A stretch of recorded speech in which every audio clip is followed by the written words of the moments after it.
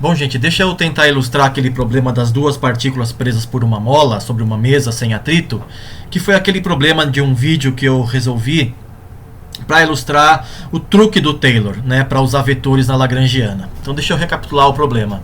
A gente tem duas partículas de massas M1 e M2, né? E M1 originalmente, né, no instante inicial, está na origem. Aqui a bolinha vermelha, a primeira massa M1 está na origem, ela vale 0,5 kg, né? A massa 2 está na posição 1, 0, é o x igual a 1, y igual a 0. Está aqui a bolinha azul escura, tá? E aí a massa 2 é 2 kg. E aqui está o centro de massa dela, né? Está mais perto da partícula 2 porque a massa 2 é maior. Tudo bem? A constante de mole é 1, né, Newton por metro. E as velocidades iniciais estão aqui, ó, R1 ponto, tem um ponto em cima do R1 aqui, tá? Apesar de estar difícil de enxergar. É um 0 na direção x mais 1 na direção y. Então a partícula 1 tem uma velocidade inicial na direção y só aqui. A partícula 2 tem uma velocidade inicial, R2 ponto, 1 na direção x e 0 na direção y. Então a partícula 2 está vindo para cá na direção x, com 1 metro por segundo. Tudo bem? Aqui estão as equações diferenciais originais, né, as leis de Newton originais. A massa da partícula 1 vezes a aceleração da partícula 1 é menos k, distância entre as duas partículas na direção de 1 para 2.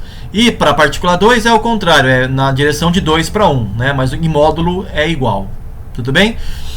E aqui, né, nesse gráfico, a gente tem as trajetórias que as duas partículas seguem e a trajetória do centro de massa.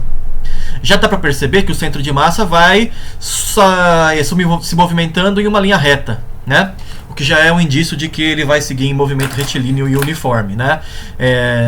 Se ele segue aqui com velocidade constante. A gente sabe que vai ser constante porque a gente já resolveu esse problema de forma analítica. E sabe que vai dar realmente zero para qualquer força central, como é nesse caso aqui, né? Nos dois outros gráficos, a gente tem aqui, ó, a posição x real da partícula menos a posição do centro de massa e a posição da partícula menos a posição do centro de massa. Significa que aqui eu estou adotando o centro de massa como origem do sistema de coordenadas, né? Aqui a origem era fixa na posição 0, 0. Aqui na posição fixa no espaço, um referencial inercial fixo no espaço, nesse ponto aqui. Aqui não, aqui o referencial está preso ao centro de massa, né? O centro de massa se movimenta em movimento retilíneo e uniforme. Isso é um referencial inercial também. Então eu posso adotar, né, como a gente já viu. Tudo bem? Então o centro de massa está aqui preso. O centro de massa está aqui, né, na origem desse outro sistema de coordenadas. E as duas partículas têm posições relativas a ele, x menos x centro de massa, y menos y centro de massa. Tudo bem? E aí a gente tem as órbitas dessas duas massas em torno do centro de massa. Tá? Mas essas posições aqui, né, nesse gráfico, são as posições reais da partícula, né? Só que em relação ao centro de massa. É sempre a distância entre a partícula e o centro de massa. Tudo bem? Nesse outro caso aqui, não. Aqui a gente tem aquela partícula fictícia de massa μ, né, orbitando o centro de massa com uma posição relativa dada pela distância entre as duas partículas. Tudo bem? Então aqui é uma partícula fictícia. Tá? E aqui está a posição dela no instante inicial, que está aqui, né? Ó. É só achar a equivalência entre R1, R2, R1 ponto, R2 pontos com o R ponto e com R ponto. Tá? Não é difícil de fazer, está aqui. Tá? E quem calculou isso aqui para mim foi o Python, não fui nem eu não. Tudo bem?